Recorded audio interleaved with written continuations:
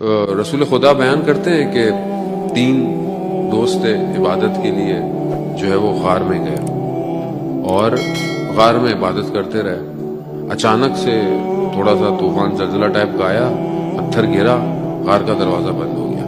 اب یہ تینوں اندر پھنس گئے۔ اب انہوں نے کہا پروردگار ہم سے کوئی غلطی ہو گئی ہے، ہم سے گناہ ہو گیا جس کی وجہ سے اب ہمیں تو باہر نکال۔ تو تینوں نے کہا کہ جو کام ہم نے اخلاص یعنی صرف اللہ کی خاطر کیا ہوگا ہم اس کو بیان کریں گے، اگر وہ اللہ کی خاطر ہوگا تو دروازہ کھل جائے گا، پتھر ہٹ جائے گا۔ تو پہلے نے شروع کیا، پہلے نے کہا کہ میں ایک خاتون، ایک لیڈیز مجھے اچھی لگی تو میں نے اپنی ساری جان دولت خرچ کر دی کہ میں اسے حاصل کروں، لیکن جب میں نے اسے حاصل کیا تو مجھے خدا کا خوف آیا۔ میں نے کہا پروردگار تیری خاطر میں یہ گناہ نہیں کروں گا کہ میں تجھ سے دور ہو جاؤں گا، اگر یہ کام میرا پروردگار تیری خاطر تھا تو تو مجھے نجات دے۔ تو تھوڑا سا پتھر غار سے ہٹا۔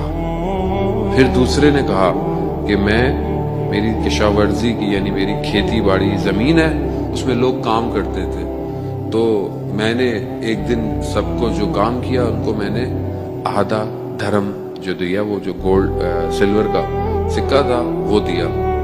ایک شخص نے کہا کہ میں نے زیادہ کام کیا ہے، میرا جو اجر ہونا چاہیے وہ پورا سکہ ہوگا، تو میں نے اسے فی الحال نہیں دیا یا اس کو دینے لگا تو وہ چھوڑ کے چلا گیا، ناراض ہو کے چلا گیا۔ پھر میں نے اس ایک دھرم کو اپنے کاموں میں لگایا اور اس سے میں نے اور کام کیے اور چیزیں کی۔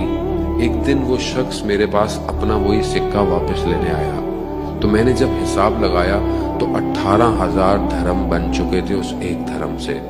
میں نے سارے وہ 18,000 دھرم اس کو دیے، پروردگار یہ سب میں نے تیری خاطر کیا۔ تو کہا پتھر تھوڑا سا اور ہٹا، تھوڑی سی روشنی آئی، مگر ہم باہر نہیں نکل سکتے تھے۔ پھر تیسرے نے کہا کہ پروردگار میں نے جو ہے وہ جو بھی کام کیا وہ یہ تھا کہ میں ایک دن میرے ماں باپ سو رہے تھے اور میں ان کی خدمت میں کچھ کھانا لے کر پہنچا، لیکن میں نے کہا کہ یہ سو رہے ہیں، اگر میں زمین پہ رکھوں گا تو کہیں کوئی سانپ یا کوئی جانور اس کھانے کے چکر میں ان کو ڈس نہ لے، اور ان کو بھی میں اٹھانا نہیں چاہتا تھا، تو یہ کھانا لے کر میں کھڑا رہا جب تک وہ نہیں اٹھے۔ پروردگار میں نے یہ کام خالص تیری خاطر کیا تھا۔ کہا کہ پتھر جو ہے وہ اپنی جگہ سے ہٹ گیا۔ رسول خدا فرماتے ہیں کہ یہ تینوں اپنے کردار کے سچے انسان تھے۔